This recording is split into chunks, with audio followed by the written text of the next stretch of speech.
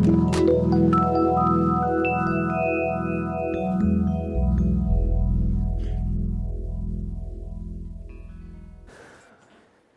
up, Madison Hills? Feeling good?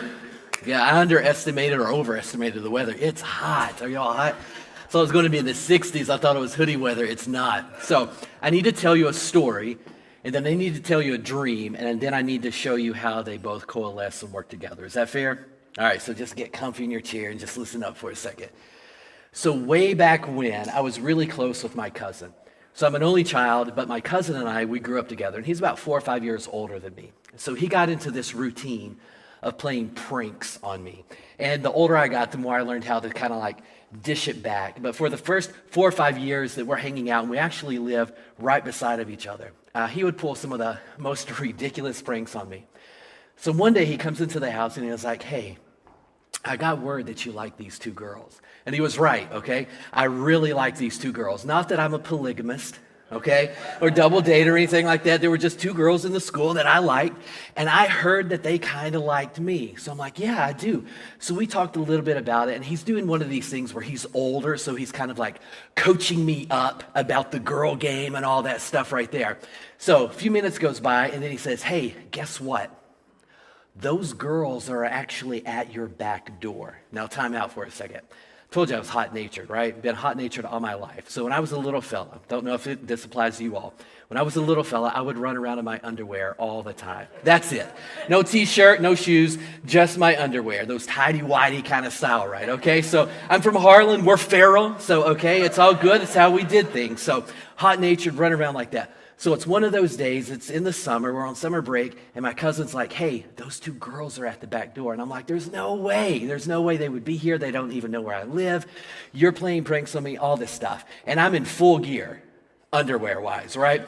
So I'm like, all right, just to prove it, trying to just bulk against this prank he's playing on me, I go to the back door, and he's like, "Don't open the door." And I'm like, they're not there. So I just whip open the door, and I'm standing right there. And then I'm like, oh, they're here. They're really here. And in that moment, what I remember about it today is that there was like this wave that blended of just exposure. I'm exposed and confused. And those 2 things just blended together, and they created this just desire to hide. So I slam the door, and I run away. Now, fast forward to about a couple of months ago, okay? Many of you know I just turned 47. So a couple of months ago, so a long time later, I had this dream. And I have this dream 2, 3, 4 times a year. I'm back in 3rd grade, Mrs. Toll's room. And you've heard me talk about Miss Toll before. She's a great teacher. And the chairs and desks that we had were set into this horseshoe style. And mine was kind of at the end. So when you walked into the classroom, you had 2 desks side by side.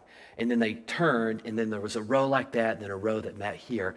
And she would teach from the middle. So I usually sat here. So this dream I have, and I have it 3 or 4 times a year, and I had it a couple of months ago. I'm sitting at my desk, and it's one of those desks where the desk and the chair are detached, right? So when you pull out, you've got your books and paper set in the middle right there.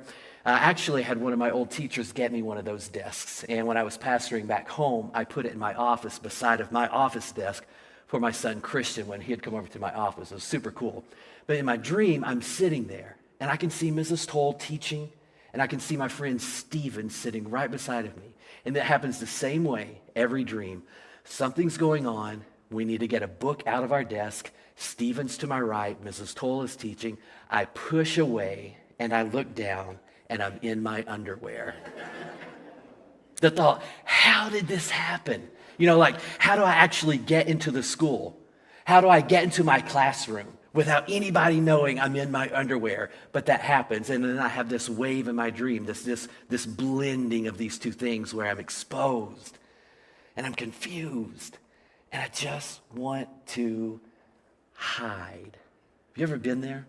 If you do a really deep dive, kind of a neat study, especially psychologically, with the idea of shame, there's this suggestion that when you have this feeling of being exposed, where someone knows a little too much information, or they've seen a little too much about your life, they've got kind of an inside view, and then you're confused about the dynamic, Well, when those two things blend, it creates this idea or this urge to hide. And when those three things happen together, you've got shame. So we're in this series called Haunted by the Past. And what we're doing is we're dipping back into the Old Testament, and we're seeing how all these biblical characters are identifying with the different dynamics that happen in their life and these emotions, and how a lot of these biblical characters are actually creating a very scary version of faith. And I don't know about you, but you may have noticed that in each of the stories we're looking at, fear is kind of the foundation. And what's neat about these stories is that fear is the foundation, and it always shows up, but it usually dresses up in different ways. Kind of like last week, we saw that fear showed up in the style of resentment. So when it's just fear, when you're just afraid, well, fear says some stuff. But when fear takes the form of resentment, it says some stuff about you. Now we're going to look at the idea of shame, and when fear shows up and it puts on that mask of shame, well, it's going to say something about me. It's going to relay that, oh, I've been exposed, or I'm in a situation or circumstance or relationship, and I just feel out of place. I'm a little confused, and what I want to do is just remove myself. That's the bedrock of shame. So these biblical characters, it's really cool. And what we're going to do is we're going to go all the way back to the beginning of the Bible, to Genesis chapters 2 and 3. And what we're going to see is that shame is going to make its entrance on the global stage. This is going to be the debut of shame, and it goes with a couple named Adam and Eve. You know those stories? Okay, so here's what I want you to do. I want you to get just a little comfortable. Look at the person next to you that you're close with, because you're going to learn a little bit about them here in the next few moments, okay? We're going to read just a little, and then I want you to look to your neighbor, and here's all you have to say is this. Yep, that's me, okay? We're going to look at 4 things, and chances are one of them applies to you. Now, you may be great in all 4. You may hit all 4, or you may hit a mixture. But when we read these, you just look to your neighbor who you're with and say, yep, that's me. But before we get there, I want you to see this verse right here. This is Genesis 2. And when the author writes this, it's very intentional. When the author ends Genesis 2, he lists this very brief statement. And if you and I get this statement, then we can start to see, oh, something happened. And here's why these individuals are actually haunted by their past, haunted by what happened and why shame is developing. But at the end of Genesis 2, we simply read this statement. Adam and Eve had been created in the image of God. They'd been put in the garden. They were naked, okay? They're standing at the back door. It's wide open, and it's no big deal. You look at the text. They felt no shame. Do we not have it on the screen? Oh, you got it? Okay. And they felt no shame. So they're naked, they're exposed, and they feel no shame. So my question when I read that is, well, what happened? What happens next? And if you're familiar with the story of Genesis or back in the Old Testament, you read that what happens next, that these two people have access to everything they could ever need and almost full access to everything they could ever want. And to make a long story short, they simply experienced something that they should not have experienced. And I bet that's where a lot of us could step into that story right there.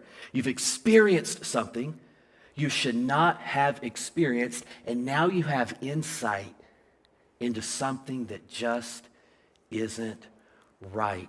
So as we go into the story, we come to chapter 3, verse 7, and notice this language. Then the eyes of both of them were opened. So now they have this insight. So the eyes of both of them were opened, and they realized, wait a minute, we're naked. So they sewed fig leaves together, and they made coverings for themselves. Now, this is where you're going to get familiar with your partner. So it's really neat when you do a study of this section right here to see how this is an attempt for Adam and Eve to make things right. And that's what shame does. Immediately, shame wants to cover stuff up. So initially, as soon as they experience what they shouldn't have experienced, and they realize, wait, this is something that is exposing us.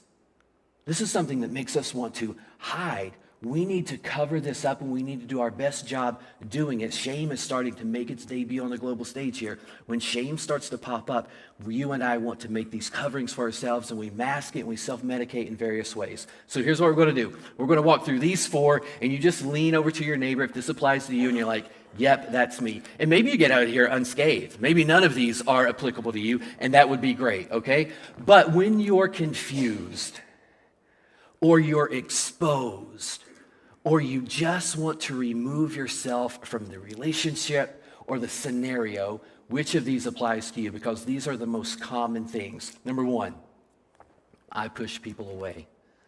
If that's you, just lean over to your neighbor and say, yep, that's me. All right, number 2. Next one, I neglect my responsibilities. As a pastor, not applicable to Madison Hills, but being a pastor over 25 years, this is one of the most common I see.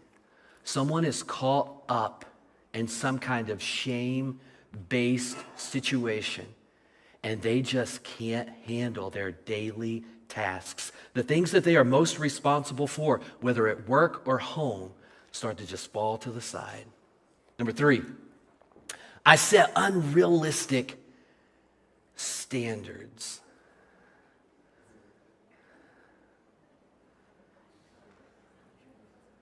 Yeah? Okay. Sounds like we're 3 for 3. All right, number 4, I hide. And that's where the text takes us next. So the very next verse says, they realized that they were naked. And then they heard God stirring in the garden. So they hid. So they cover themselves and they go and they hide. What's really interesting about the word shame in the Hebrew language is that it can actually mean confusion.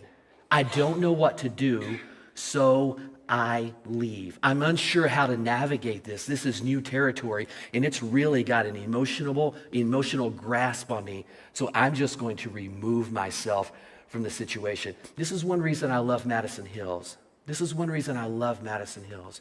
You've got this context early on in the story of humanity where they are accustomed to walking with their God in the garden. They're accustomed to hearing his voice. They've got this relationship with their creator. Everything is great. Something goes wrong. Like for a moment, life just goes south. It starts to wobble. They're unsure. They're exposed. They're confused. They want to hide. That's the initial gut reaction, to remove ourselves. That's one reason I'm thankful for Madison Hills, because Madison Hills is a place where people can actually come, connect, and in this case, reconnect. And that's where I find a lot of people who are coming to Madison Hills. They're actually reconnecting with their Creator. They're reconnecting with their faith. They're reconnecting with the idea of church and how they fit into that. So what we see happening in these early chapters of Genesis 2 and 3 with Adam and Eve, first humans, is that shame starts to erode their sense of purpose. They're becoming detached from their purpose. They're actually hiding. They were the forefathers of humanity. They're supposed to go forth and multiply and make this vision that God has happen. And now they're losing sight of that. I love Madison Hills because this is a place where people can find their purpose. So here's another thing I want you to do. We're going to do a series in November, and it's going to bounce back to that idea we've worked with a couple of times before where I love my church. But here's what I'm going to ask you, okay? We've got a QR code up here. We've tested this one several times, okay? And it works for all the people who tested it. So we've got this QR code. Here's where I want you to scan this if this applies to you, and I hope it applies to a lot of us. What we want to do is we don't just want to have a series where I'm up here rambling about why I love this church. We want to invite you to participate in that. I've had so many great conversations with you where you have told me why Madison Hills is so important to you, how life change is actually happening for you and your family here at this local church. So if you're willing to share your story, please scan that and just drop us a note about why you love Madison Hills. Now, this series isn't going to be where we're just bragging about ourselves and patting ourselves on the back. We're going to be really relaying why this is an important place and what God is doing in the lives of the people who make up Madison Hills. But I want you to take it a step farther if you're willing, okay? There's going to be a place for you on this QR code. When you scan it, there's going to be a place for you to share why you love this church. Then you're going to be asked a question. Are you willing to share that? And we're thinking of 3 options for you. 1, you come up with our host and you share why Madison Hills is making a difference in your life. Number 2, you can come up and I can create a little space in the sermon for you to share why Madison Hills is making a difference in your life. Number 3, we can end the service when the host comes back up and you can share. Now, ideally, my goal, my wish, what I would love to happen is that so many of us respond that we can fill all 3 of those positions throughout this 4-week series. So that's my goal, that's my prayer, that's my hope. So if you're willing to share, I know that's an easy one. Share that, but if you're willing to take another step forward and say, yes, just check that box, you are willing to come up front and share why Madison Hills is making a difference. Okay, you good? Yeah? Just by a testing show of hands, who's up for that second one?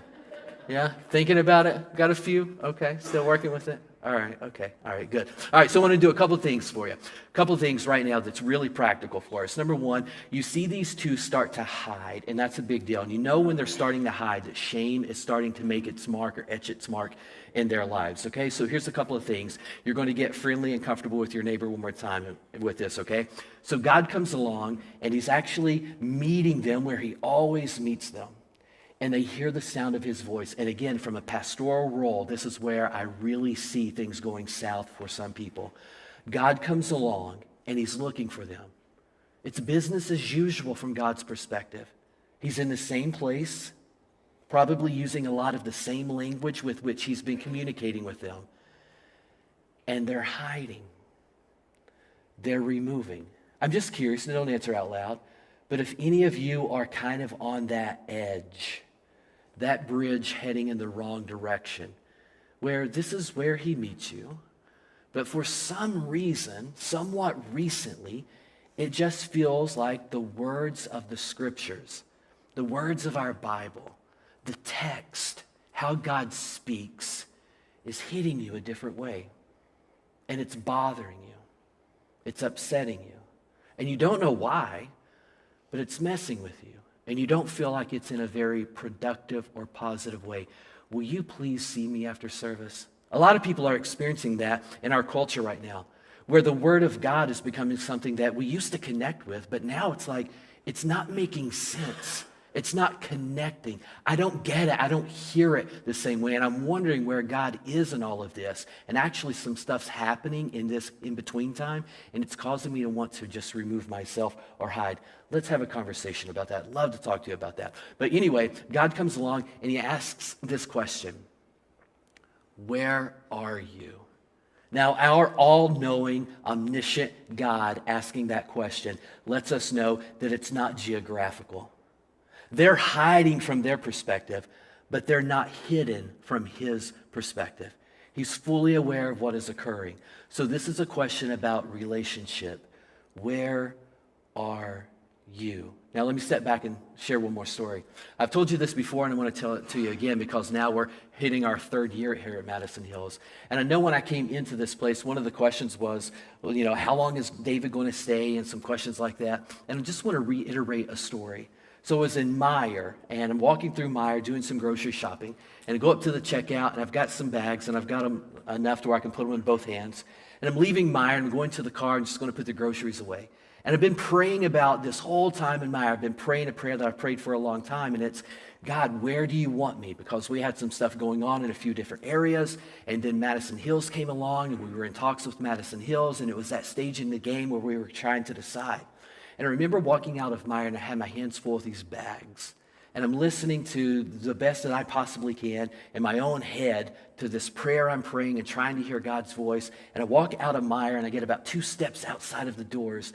And one of the clearest messages I've ever heard, I just hear God say, I want you at Madison Hills. Going on 3 years now, that was one of the best decisions I think we've collectively ever made. This is one of the best fits in ministry that I've ever experienced. And here's where I want to go with that story. Where are you? Not geographically, but relationally with your God. Where are you? Madison Hills is a place of purpose. This is a place where you can literally come and identify your purpose. And the beauty of it for me is that when you find your purpose here, you can still be you. You can be the fullest version of you that you were created to be. And then you can nurture your purpose. It's like God is firing on all 8 cylinders when those things are working. Life can be so good for you. Not that it's going to be without its hiccups or hang-ups, but when you find your purpose and you find your purpose at a place where you can be you, things roll. So when we get to this series, Why I Love My Church, I'm probably going to throw back, I'll give you a little hint now, to this idea of a hoodie. I love being at a place where I can be fully myself because I love wearing hoodies. You see, I'm jumping the game, right? It's a little hot today, but I can't wait. We got to get these out and wear them, right? I love being able to wear a hoodie, especially from the front of this stage. Now, that's not acceptable at a lot of local churches, but I understand that you understand that the authority up here is not about this. The authority is in the word that we study. The authority is in the word that we open. The authority is in his ways. So you allow me to be me. And I know my purpose. And when I'm allowed to be me, that can fuel my purpose. And I want that for every single one of you. For you to find your purpose here so that you can fully be you. So if you wanted to be really honest and raw right now, and I'm going to ask you to do that with your neighbor, and I hope you know your neighbor. If not, I hope you're getting to know your neighbor really well, okay? Just if we had a spectrum where God is in the distance and you're not where you need to be, none of us are fully where we need to be. But if I'm pointed in the direction of God and I'm trying to understand he's over here, what he wants from me, and I'm giving my best shot and effort at moving in his direction and making his ways my ways. If I'm aligned with that, where would you be? Or would you be pointed in the other direction and you're very tempted to hide for whatever reason? And I want you to share that with your neighbor. But before you do, I want you to know something. If you're here at Madison Hills and you've been wrestling with this feeling, and this applies to everyone. I've been a pastor long enough to see how so many, the diversity of people who experience this is just crazy. But if you've been at Madison Hills for a while, but you always felt alone, I want to make a suggestion. Maybe you're not alone. Maybe you're hiding. So share with your neighbor, this spectrum right here. Are you pointed toward God? Or are you hiding? And I'm going to give you about 30 seconds. And if you're brave enough, I dare you to share why you're hiding. If not now, when are you going to share that? If not now, when are you going to try to give your best effort to start growing? If not now, when are you going to own that reality? That's why we exist, to move you closer and closer and closer to him. So you got 30 seconds. Share which direction you're pointing and why.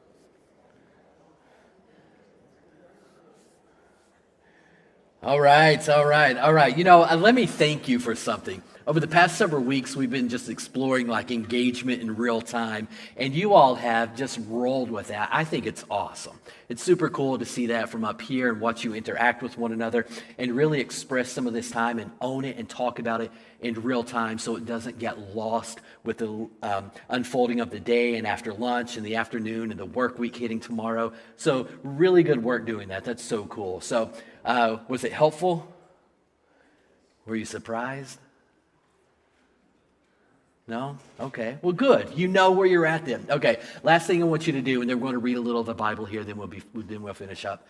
Some time ago, I was involved in this group, and one of the dynamics of the group where we were going to take a bunch of written prayers and we were going to pool them, and everybody was going to be assigned a written prayer from church history, and then we were going to be up in front and we were going to read that prayer. And that was really cool. Like, it was a really cool experience to hear some people from the 15th century and how they had written these prayers out and how they interacted with their God.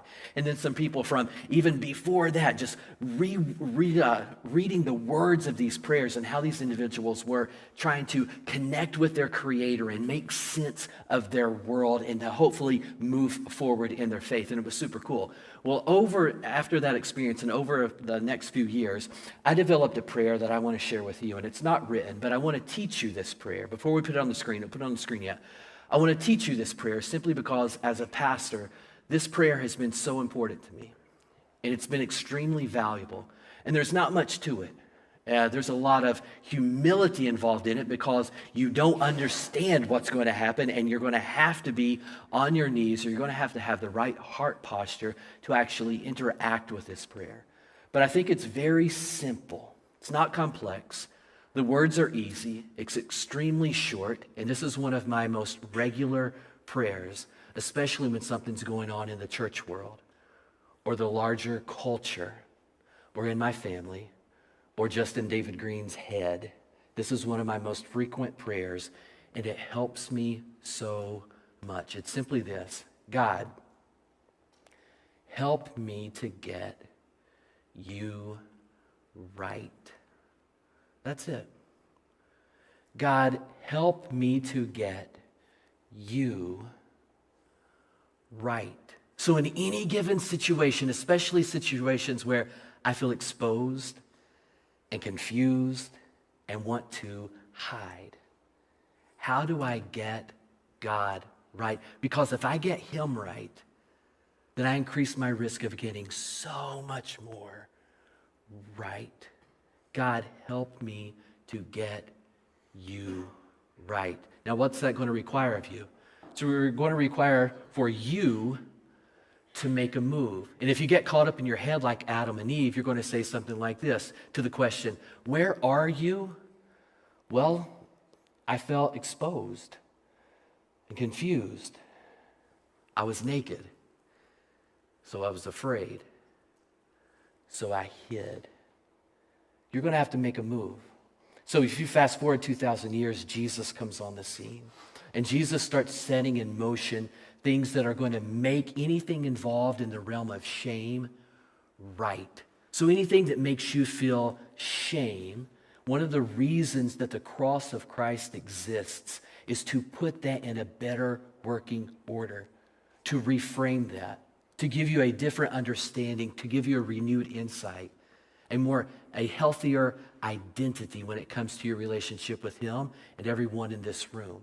So I want you to listen to these words of Scripture, and then I want to end with a very specific note about Jesus. But I want you to listen to these because what we read here may explicitly relay to you and what is required of you. So this comes from a book called Hebrews, and it's Hebrews chapter 11.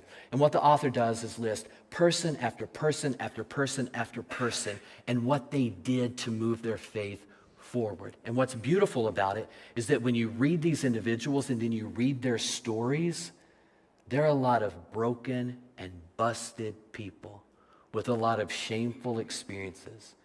They're just like you and me, trying to sort this out. So listen to this. It was by faith that Abel brought, and it's by faith that Noah built, and it was by faith that Abraham obeyed, and it was by faith that Isaac blessed. And it was by faith that Joseph spoke. And it was by faith that Moses chose. And it was by faith that the people passed through. It was by faith that the walls fell.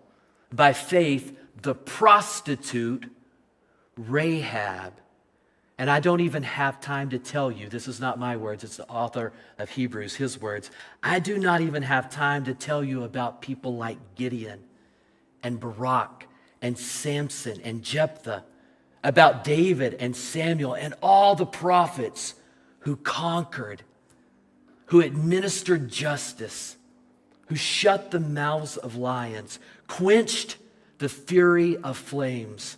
They escaped the edge of the sword, and their weakness, it was turned to strength. These were all commended for their faith, but none of them received what had been promised, because God had planned something better for us, and that only together with us would they be made perfect. So the beauty is you have a choice to speak and to step up and to move, regardless of how exposed you feel or confused you feel, or how that urge to hide is just so strong. That shame and that weakness can be turned to strength even right now. So this section moves right into this verse right here, where Jesus Christ, and I love this is Hebrews 12, where Jesus Christ died on the cross. And notice those words. Some of your Bibles will say scorned its shame. But he died on a cross, and he treated the shame of dying on a cross as if it were nothing. It didn't get in the way. It didn't factor into what he was supposed to do. So for you, every single one of you, and for me, the step forward that we need to make, or the steps forward that we need to take when we leave this property, some of us are filled with shame. But what we're going to have to do is treat it like it's nothing. It doesn't factor in to what you and I need to do because of our faith. And if you take those steps forward, then he will make a way to make what needs to happen. For some of you, it's going to be a small step. Just see me right after service. I'd love to hear a little bit about your story, pray for you, pray with you. For some of you, it might be a bigger step. See me after service so I can pray with you, pray for you, and then we can create a plan to move you forward. But if you're feeling that burden and the weight of shame, you're going to think there's no way forward for you. But the text, these stories, our faith tells us otherwise. God, you're so good, and we're thankful for your goodness and how you show up in our lives. Sometimes you show up when we least expect it. I mean, we all come to a gathering like this, and we assemble and we gather as a local church. Sometimes it's for the music. Sometimes it's for the message. Sometimes it's just for the community, the friendships that we have. And sometimes we forget that you're actually here with us. It's not that we're just learning about you. We are in your presence, and you're doing some really good stuff. So, Father, if you need to do some really good stuff in someone's life this morning, give them whatever it is you need to give them through your Spirit, through this community, through your word, through what we're going to sing in just a moment, so that they can treat their shame as if it's nothing and move forward the way you want them to move forward. To that end, Father, we pray and praise you in the name of your Son, Jesus. Amen.